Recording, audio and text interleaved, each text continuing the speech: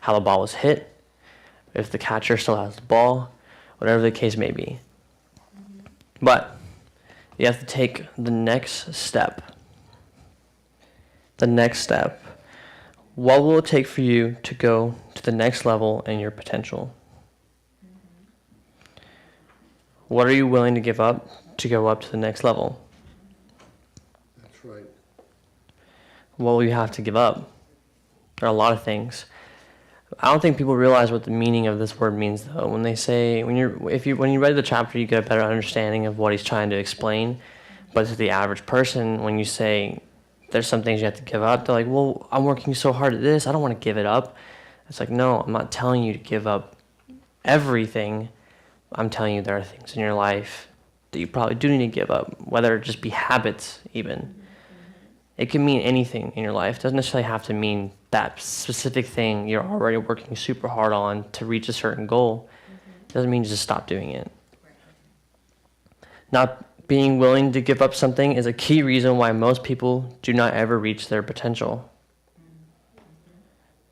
And this is true. There are a lot of people that there are some small things, a key reason, that if you realize that maybe those are parts of your life that you may give a chance to just throw it away, you're not going to see the potential of what you have. The truth about trade-offs. Trade-offs are available to us throughout our lives. Unsuccessful people make bad trade-offs. Average people make few trade-offs. And successful people make good trade-offs. Now, later on in the chapter, I'll explain what it means, like what a good and bad trade-off is. But as of now, what it's stating is that clearly when you're not very successful in things you do, you're not going to make the best trade-offs. You're not going to make the smartest decisions. You're not going to make the evaluation of what's better. And even if you're doing okay, you have an average, your lifestyle is kind of average, or you're doing all right where you're at, you'll make very few trade-offs. So they won't necessarily be bad, but you're not making them often, so it's not making any significant difference. And like I said, successful people make good trade-offs. Well, they're making good ones based off the fact that their success is working, so they keep realizing the more trade-offs I make, the more leaps I take, the more I get accomplished. We must see trade-offs as opportunities for growth. We may not always get what we want. We always get what we choose. If that I feel like it relates a lot to a lot of things that people do, because as a kid, you grow up, there are a lot of things you want and a lot of things you don't like, and you get upset about certain things, especially when your parents ground you from stuff, and you're like, that's not fair. Well, it's like, it's not about being fair, though. You didn't listen, or you didn't do this. You were disrespectful about this, whatever the case may be. As a kid, you grow up really wanting a lot of things, but we don't always get what we want, we get what we choose. And as you get older, you learn to choose to make better decisions to try and help your life grow further, or you end up making more stupid decisions, whatever you decide to do in your life. 2 questions to ask in evaluating trade-offs. What are the pluses and minuses of this trade-off you're doing? And will I go through this change or grow through this change? So every time you're making a trade-off, every time you're trying to figure out something, whether to evaluate whether or not you need to do it, always check to see what are the pluses to taking this trade-off, what are the pluses to making this change, and what are the minuses. If the minuses definitely outweigh the plus, it probably isn't the best decision to make. But if the plus even has a little bit of advantage over that minus, that means the opportunity, but even how slim it might be, take it, because it can make a major change in what you're doing in your life. Will I go through this change or grow? Are you just going through it? Or are you actually going to grow through the change that you're trying to choose?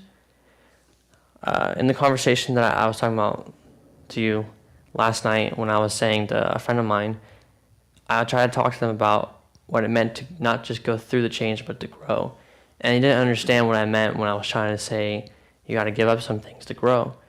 And they took it super seriously and even took it emotionally, which I didn't understand why. but I wasn't trying to like explain to them something different. I was only trying to briefly explain that what it means that you're not giving up your life. You're only giving up small portions of things to grow more potentially and not just live average. Because I've been growing up in a mindset ever since I was a kid to go greater and greater. And whatever mindset they were growing up in isn't to go greater, it's to just to get to a certain point and then be okay for the rest of their life. And it's really hard to explain what a trade-off means when that's your mindset. You know what I mean? That's right. When your mindset's in a place of, oh, I just want to get to where my goal is at. And even if that goal ends up being hundreds of thousands of dollars and you end up being successful in whatever that is you're doing, it's not a very fun, it's not a very fun journey. It's just very boring, very average person way of getting to whatever your goal was. And it took you lots of time, and it's awesome, a lot of hard work. Congratulations. But I got to your point faster because I worked harder. I wanted to learn more, and I got even further. And it's not that I'm trying to brag on that or something. If I got past that point, if I was more successful than them, but if I got to where they were at a shorter time, if I got to where they're at even further than what I wanted, and I wanted to keep going, whatever small amount of knowledge they have isn't going to make any significance to me because I'm still pushing myself to want to know more, right? Trade-offs force us to make difficult personal changes. They can make very difficult personal changes. John says, when you want something you have never had, you have to do something you have never done. Sometimes it takes, like we said, taking that major leap of faith into something you have no idea about. You don't understand it. But when you outlay the plus and minuses, it still seems that it's going to have major benefit to you more than the minuses would. So you say, okay, I have no idea what I'm doing, but I'm going to take a leap of faith and hope that until I dive into this, I will learn much more. I'll learn from whatever happens, and I will grow as a person. Change is always possible, so remember these truths about change. Change is personal. To change your life, you need to change. Change is possible. Everyone can change. And change is profitable. You will be rewarded when you change. Consider these three truths about timing of change. Changing when you have to gives you a win. Did I read that right? Changing when you have to gives you a win. Yes. It's a really weird way to state that. I feel like I would probably state it a little differently. But changing when you have to gives you a win. Basically changing your time. Changing after you have to leads to a loss. So changing time in the wrong time sometimes can lead to a loss. Refusing to change is death to your potential, though. When you refuse to make a change, you lock your potential only in a certain spot. Like I said, when I was discussing that thing with that person, they made it seem like getting to a certain point was just the best that was going to happen, and that's what they want. And out of personal belief, I don't think reaching only a certain point is always the best. Yeah, I might get happy when I get to a certain point, but it'll make me realize there's more I can do. There's more I can change. There's more I can learn. There's more I can do for others. That's the ultimate goal, is to keep seeking knowledge, to come to a further understanding. And when you come to a further understanding, it does what, right? It's a big trade-off for your personal mind, for your personal growth in your heart too. Because when you make a real trade-off that helps personally change you, it can help others too. Viktor Frankl said, when we are no longer able to change a situation, we are challenged to change ourselves. So when you are no longer able to change the environment or the situation you're in, that means it's coming to challenge you to learn to change yourself first before you try to deal with the environment, because you try and deal with whatever situation you are in. You won't be able to deal with it if it's out of your reach, because you have no idea how to deal with it, right? So you must first challenge yourself and change what is challenging you to come to more conclusion, how to make a difference. The loss of trade-offs is usually felt before the gain. This is one of the reasons people fear change. It just might hurt a bit. And because of that small tack that stabs their foot and briefly makes a little damage to their foot, you freak out sometimes, right? When you step on a small nail or you step on a tack or something or step on anything pointy, it hurts for that brief moment. That little prick bothers you. And you're like, oh, dude, that hurt. Why? I can't believe that happened. Or if you stub your toe, it's the same thing. Something small will always happen. But don't let it stop you. Do we let a stubbed toe stop us from keep walking? No. We just keep walking. It's natural in our brain. We just do it. We're not going to let a stubbed toe stop us from trying to get to whatever we're trying to do, especially if you're trying to walk to go around the store or trying to get certain stuff done somewhere. Or even if you're working a job and you just stub your toe and you're like, ah, shoot, I stubbed my toe, that hurt. You keep going, right? You can't let the small things determine what you will gain. It is said nature abhors a vacuum.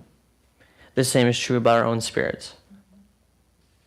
But the transition time between the change and the fruit of change can be a powerful formation time toward our maturity. So we're growing, not just us, we're getting more mature with what we learn. Most trade-offs can be made at any time. Anytime, anywhere, any place. Trade-offs such as better health, like I mentioned earlier, better habits, and more education can be done along the way. That's a natural process. It is a very natural thing we learn. We are choosing whether or not to gain knowledge or not.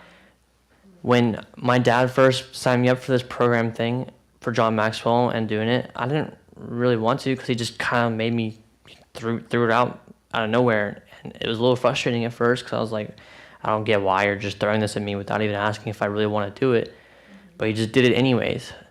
And it took a little bit of time, but I realized that it was better as a trade-off for me to maybe get rid of some of the time that I have spent on other things to stretch myself and to better my habit, to further my education and the knowledge of what it means to be a leader and to grow by diving into these books and diving into these lessons, by stepping out of my comfort zone of something that I really don't like doing. I'm not a big reader. The only thing I really read sometimes is the Bible. This book and other John Maxwell books are the only books I've read in years, besides my Bible, obviously. But even then, I like listening to my Bible. If I had an audiobook for stuff, I'd probably listen to those more often than read. But it's better to read because you're seeing it. You're not just hearing it, you're seeing it, you're visualizing it. It is rarely too late to make the change. A lot of people say they get later on in their life, whatever, and they're like, oh, it's too late to do this now. Don't ever say it's too late. That means you're hindering the possibility. You're hindering your potential. You're making it seem as though you can't when you can. Don't ever say you can. Remember last week I talked about my instructor said, if you say you can't, you'll never accomplish what you're doing. And because of that, I had to do a ton of push-ups because I kept saying I couldn't, which horrible trade-off for me, realizing that if I said I could have, if I said yes I can, I wouldn't have had to do all those push-ups, okay? It was painful. But from that, I learned to make the better trade-off and say yes. And then I was able to do it. Karl Barth expresses the power of making good choices after bad ones. He says, though no one can go back and make a brand new start, my friend, anyone can start from now and make a brand new ending. So no matter what happens, no matter how far on, it's never too late. You can always change something to make the end goal better. A few trade-offs come only once, though. And this is very critical to developing your own potential. Missing a possible one-time trade-off may mean you change many great plans. So the plans that you have, when you miss that possible, just a slight moment, if you come to realize that that moment can make a change that could possibly alter greater plans, don't stress over it so much. Like I said, evaluate the minuses and the pluses. If that thing, even if it hinders that bigger plan, still helps to further you and to further the knowledge and to further what you're trying to do, it will still help in the greater plan eventually. So don't stress so much over the small one-time possibilities you might miss. Just make sure you're more keen and ready to reach those. The higher you climb, the tougher the trade-offs. Many people stop growing because they have reached a height for which they are no longer willing to work to get higher. Like I said, they reached a certain point, they're okay with it. I stated to my friend last night when I was talking to this, that's boring to me. I don't think that's fun. I don't want to get to only a certain part of my life and feel like that's the best I can do. That's not the best I can do. I can do more. I can learn more. I can grow more. I can mature more. And that's what I want. My trade-off is to see myself grow more than see myself never grow. And I want more than just staying stale at where I'm at. The skills that you got to where you are right now are not the skills that will get you to the next level. Everything I'm learning, everything I'm doing. So what? If I want more, I must seek more. The more I gain, the more I know. Consider your own potential. What will it feel like to trade off to get to your next level? What will the feeling be like? Are you really gonna cry about it when you get to the next level? No. When you finally step out of your comfort zone and you do reach that next level and you take the trade-off, you're gonna be so happy because you're gonna be like, oh my gosh, this is so much better than what I just had. Even if it's small, even if it's a little bit more, even just a little bit better, it makes you happier. It makes you more come to the realization that it's better than what you did have. So because of that, you're like, well, maybe there's more to it then, right? So you keep seeking for more because you realize that small trade-off made significance in your life. Trade-offs never leave us the same. The fear factor of change is that I may have to be different. And yes, you will. You may have to be different from others. I saw a clear difference in me and that person when I was discussing this thing last night. There was a clear difference. I'm definitely different from who they are, how they act, and what other people think of me. I'm different. I'm not going to be like everyone else. My hunger as a younger person to really want to change stuff isn't the change other people think I'm talking about. Other people think, oh, you're trying to change what? The way you are, the personality, blah, blah, blah. I'm like, no, I'm not changing who I am. I'm not changing what I'm supposed to be. I'm not changing my personality. The only thing I'm changing is where I'm going. You are you. God made you to be who you were meant to be. And the only thing you're doing is fulfilling the plans he has for whatever future you are trying to reach for. That's right. So if you think any less of yourself and you think you have to be like everyone else, don't. If you're different from everyone else, embrace it. Especially since if you feel like the change that you need is to grow further, embrace that then. Because other people don't. They see that when you're trying to talk about that kind of change, they think, so you're just trying to change who you are? No. I'm trying to change what I know to further who I am. It's not a change of you. It's a change of your knowledge of who you are so that you learn more of what you can become and learn more of your potential. You can't compromise your personality or what your character traits are, what God's plan is for you just because other people think that the change that you desire is weird or is out of whack to what other people feel as. Consider if where you are is where you want to remain. That is the change to be different. Is where you are where you want to remain? Are you sure you're at a place where you can keep going? Or are you at a place where you're just stuck?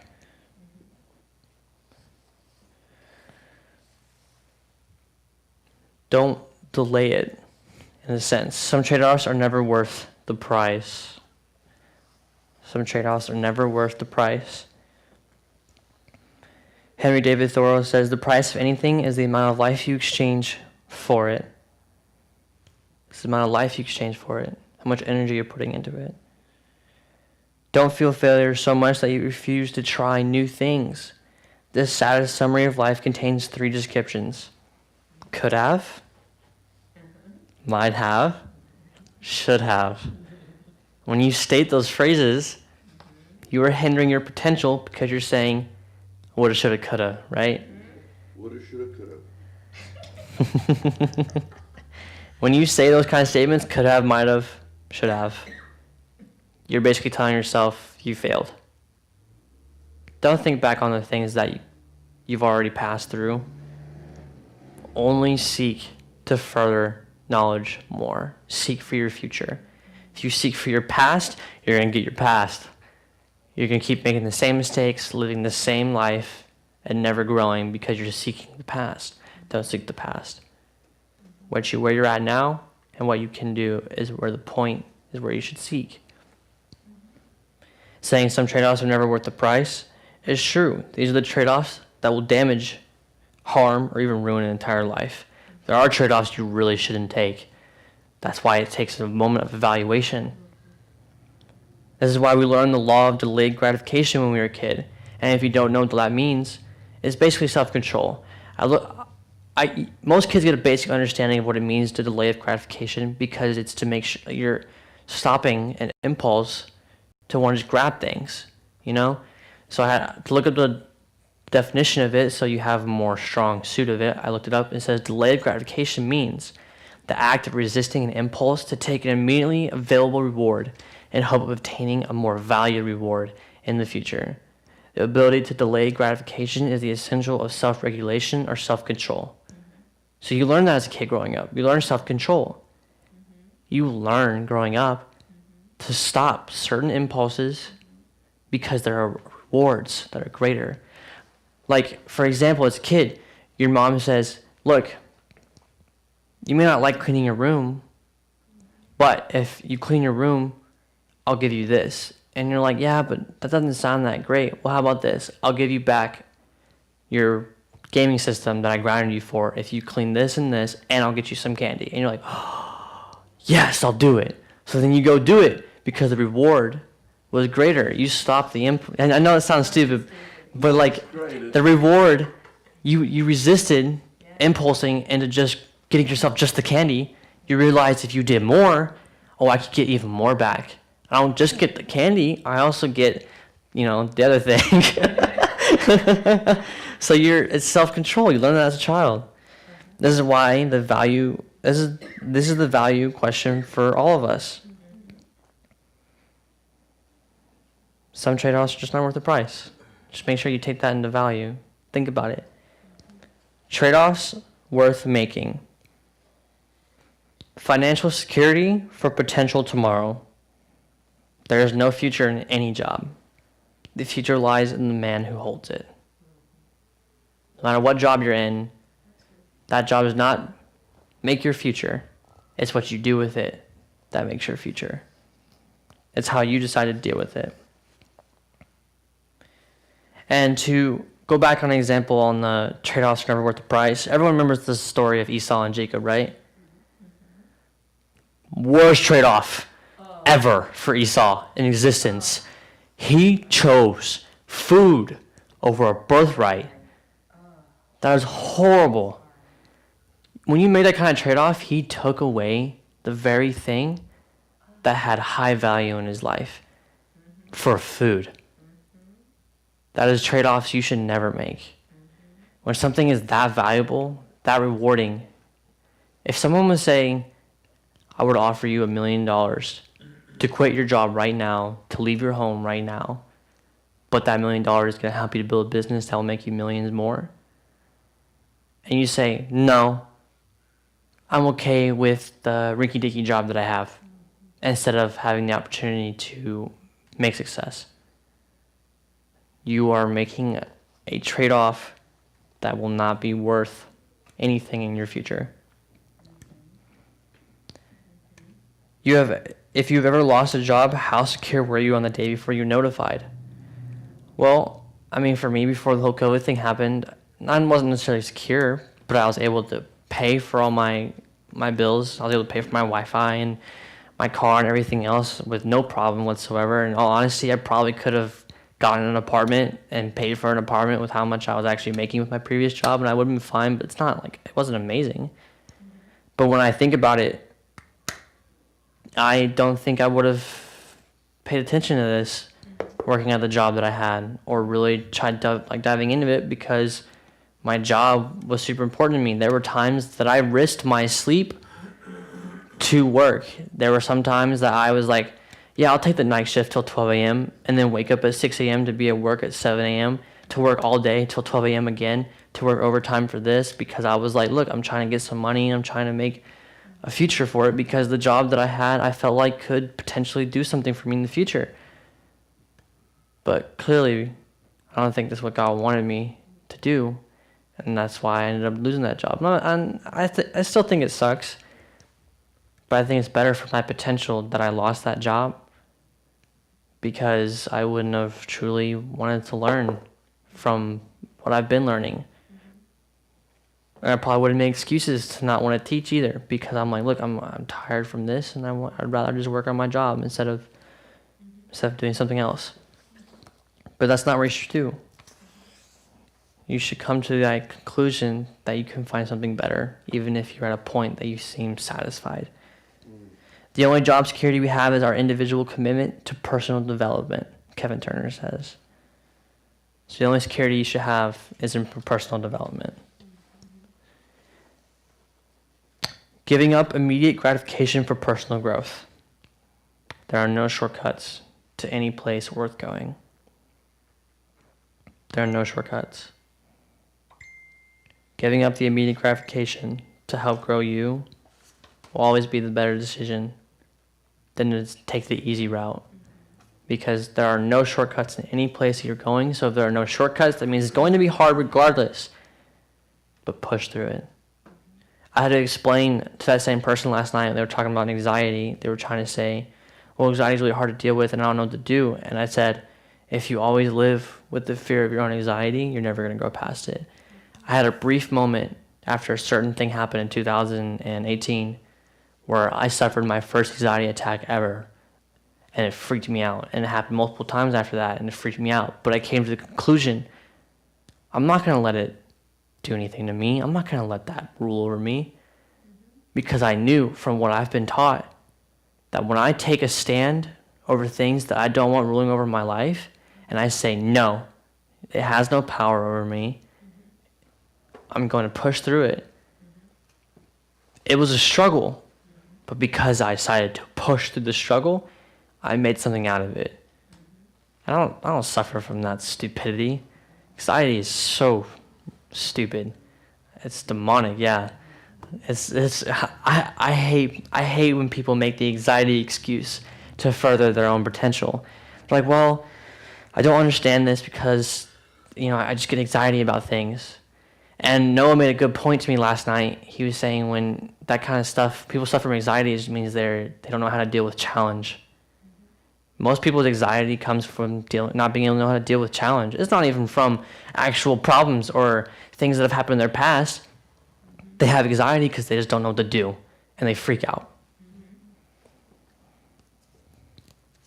So I think it was a good point. Things that challenge you will stress you out, but you need to be learning. You need to be willing to grow, push through it. Willing to give up the fast life for the good life. Reflect on these suggestions. What can you delegate to others? What can you do to help others? Do what you do best and drop the rest. Do what you know that you can do. Grow the potential in what you know and do it. Like I talked about last week, when the person who was working on their camera business and whatnot, they focused solely on what they knew how to do. They knew how to take pictures really well. They knew how to study into that category, and because they decided to invest most of their time into learning that trade, the trade-off was a greater potential, because they eventually started running their own business. They started teaching classes on how to take photography. They started teaching in that field in general, and now they get paid very well for that, because they decided to invest their time into something that seemed silly to most, but to them it had meaning. And because they were good at what they were doing, it grew further. control your calendar or someone else will. Control your time. Or you're not gonna make time. Someone else will make your schedule for you, and you don't want that. Do what you love because it will give you energy. When you do the things that you enjoy, the things you love, it helps you to feel gratification for the things you're doing. So your energy is at a high, not at a low. Work with people you like so your energy is not depleted. There will be times you don't always like people, and to encourage you, don't let it exhaust you. There will be times that it will be tough and things may not work out, but it's not about them, it's about you. If you are working hard at what you're doing, even if the environment around you doesn't seem so, don't let their negative energy and their negative downfall bring you down too. So even if you have that brief moment in an environment where you're around people that you don't really like, that are depleting your energy, work harder to be around an environment of people that will help you boost your energy instead then. Give up some security for significance. No one will ever achieve their potential while remaining in a safe place, comfort zone. We've mentioned this so many times so far while I've been teaching this. When you step out of a comfort zone, you learn more. Because if you remain in a safe place, you only learn what you're learning there, and that's it. You're never going to learn anymore. You're going to be stuck in that safe environment, and that's cool for you if you want to stay in a safe place, whatever. But I'm a very adventurous person. I like doing crazy things sometimes and having fun and enjoying different stuff. Like when I went scuba diving with Calvin in Belize in 2000, I think it was 18 or 17, I can't remember what year it was. When I went scuba diving, that was so out of my comfort zone. I was not prepared for that. I was kind of freaking out because I don't like really being on boats, to be honest. Like if I'm on a boat, it's chill, but I feel like I can get seasick very easily when I'm on a boat if the waves rocking a lot. Especially if I get a little freaked out. Like if I'm a little freaked out already before I getting on the boat about this whole scuba diving thing, it made me feel sick to my stomach when I was on the boat. But it was awesome.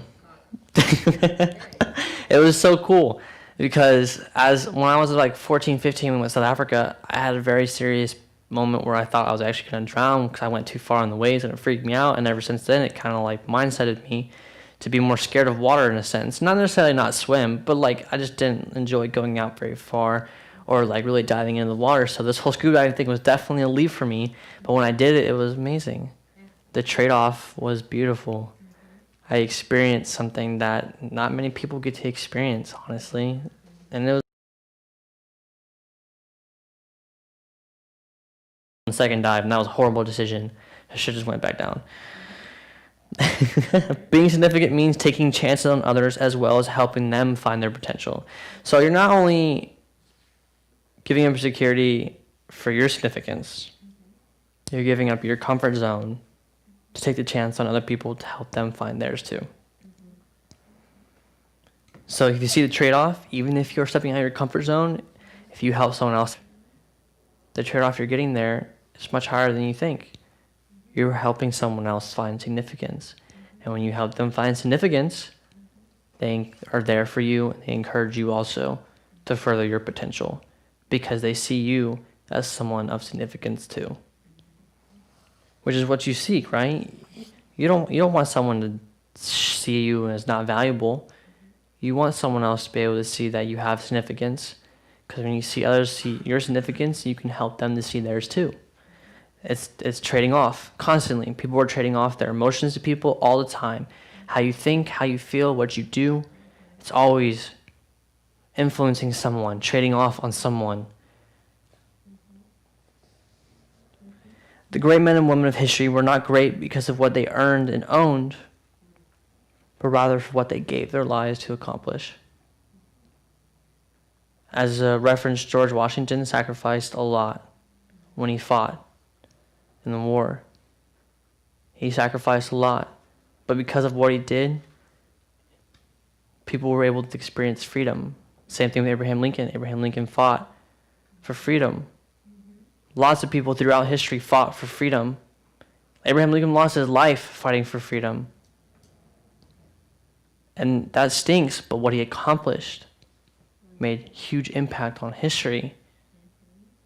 which is what you want to do. You want to make impact on people around you so that you can make the significant trade-off of showing importance to what it means to grow. Willing to give up addition for multiplication. Being willing to lead leaders who will lead, not just followers who will follow. You must be willing to lead leaders and not just be a follower who just follows around. Seek partnerships and collaboration for doing just about everything. Share, not hoard resources and knowledge of others. You must always be willing to share. If people have questions for you about things you understand and they don't, help them out. Give them an answer. Because if they're asking the question, then clearly they're trying to seek the knowledge you have. So don't hinder it from people if you have knowledge of something they really want to know. Help them out. Find ways to make sure the credit for achievement is shared. Whatever achievement you have, make sure you share it with people. You share it with the people that may have been a big influence on you. Whatever achievements you have, make sure you share it with the person that's definitely made the most impact in your life too. Whoever has been there the most for you, share that achievement with them. Tell them how much, thank them for what they've done. Be a conduit for blessings and not a reservoir of just assets. Who cares if you have so much of this or so much of that? Are you really blessing these people? Or are you just hoarding all these assets instead? What are you learning from hoarding all these assets? Not much. So instead, just be a blessing to others. Make sure that you are impacting others' lives. So, when you are applying these laws to yourself, you want to make sure you do several things. Write your own personal list of trade-off principles. Write down, I am willing to give up financial security today for potential tomorrow. I am willing to give up immediate gratification for personal growth. You must say to yourself, I am willing to give up the fast life for the good life. Fast and easy is just not going to do much sometimes. Some people do get that fast and easy, and that's great. But what's the point in that? How's that really going to make change? So what? Your parents handed you $1 million on a silver platter, and now you're a millionaire as a kid growing up, going out of college? Congrats for you. Did you work for that? No. So I see no significance in what you did because you got it handed to you by a silver platter. You didn't earn it. You didn't do anything for it. Come on. You got a fast life for something you potentially think is amazing. Did you learn anything though? No. What are you going to do with that $1 million? Probably lose it in the next year or two because you're not going to know what to do with it because you weren't taught what to do with it. You just got handed the money on a silver platter because you were spoiled. And most people get spoiled growing up sometimes. They have a lifestyle of getting something fast and easy constantly, so they don't know how to grow themselves or learn how to grow. I'm willing to give up security for significance. You must say, I'm willing to give up addition for multiplication. You're willing to give up the small things to gain the greater things. As important as knowing your trade-offs is knowing what you are not willing to trade off. So you must also see, what are you not willing to trade off? What is it you're not willing to do? So that you get to know what it is you probably should. List some things for which there will be no compromise. So you want to write some of that stuff down. List things that you definitely know there's no compromise in doing. It makes no sense to do that kind of trade-off. What's the potential of it? As you list these no compromise areas, also develop some safety measures that will ensure you never stray away from these priorities. Because there will be areas you won't compromise in. Like for me, there are definitely areas I will not compromise in because it's me. It's who I am. I'm not going to compromise my own well-being to seriously injure my significance or to seriously injure who I'm supposed to become. Because if I compromise who I am, you compromise your potential and what you can become. That's right. Because then you're stepping out of an area that's not a comfort zone or an uncomfort zone. You're stepping out of an area that was already uncomfortable, and you're only just making it worse at that point.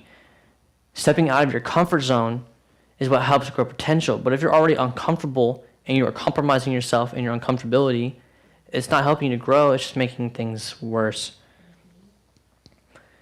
What trade-off do you need to make today? Think about the potential of that. What is your next level and what will it cost you to get there? So they're just small things just to ask yourself to put down. I believe they aren't on the manual.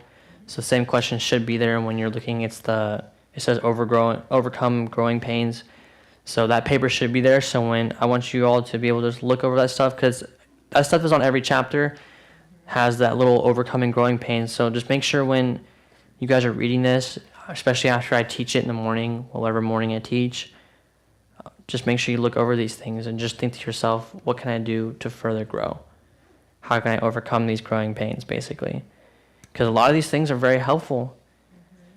Because like I said, writing your own personal list of things, trying to see what's important, trying to see what you're not willing to trade off, trying to make sure you don't compromise, taking safety measures to make sure you don't compromise, and what are you willing to trade off right now, and what do you want to do to get to the next level? Easy. I'm willing to trade off sleep if I want to learn this. If I have to, but I'm not going to ruin my sleep. Sometimes it's an accident, not gonna lie. There have been some nights that I just started reading and I just get into it. I'm like, dude, this is good. This is awesome. It doesn't mean do it. I'm not saying you ruin your sleep. I know I have though, but it's something. And I've gotten to that point that I'll gladly not play as much games. I'll gladly not spend as much time with certain friends that I know aren't gonna make a huge impact in my life, to just sit down and read in my room. It's small trade-offs. That's not like that trade-off has any huge significance in my life. If I didn't have that many friends, or if there were a lot more friends around me that were more influential on me and had more change and were more encouraging, it might be a little hard to trade off some of that time with them to want to learn something else. But there are small, significant trade-offs in your life that you just need to see and realize, okay, yeah, if I take the time to do this, it will help me to grow my potential, help me do this. And it doesn't have to be a big trade-off. But don't compromise yourself, clearly. There are some things you definitely shouldn't compromise. So make sure you take the time, think about your trade-offs, think about the plus minus, make sure you understand what you're looking for. Don't compromise who you are. Because when I was talking to my friend last night, I told him it's not a compromise of character that I'm changing. It's the compromise of future that I'm changing. I'm not changing who I am. I'm just changing toward the potential that I'm going to have. So be ready for the law of curiosity next week. And to end that, anyone got any questions at all? Not just open discussion. I want you guys to see if you have any questions. I have a thought Mm-hmm. about going through this process of growth.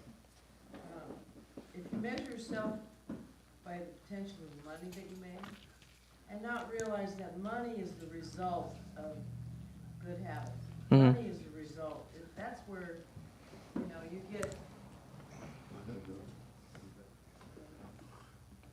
what am I trying to say? You can't measure yourself with money thinking that is the only worthwhile thing to go for. Yeah. Because if you're worthwhile first, money will come, Yeah. right? Yes. You understand? I see what you're trying to say. When you are developing yourself and your personal growth, the money factor and successful factor just naturally comes because you're already growing your potential further. It's It's the accomplishment of growing yourself Right. that will have higher value of whatever money you earn.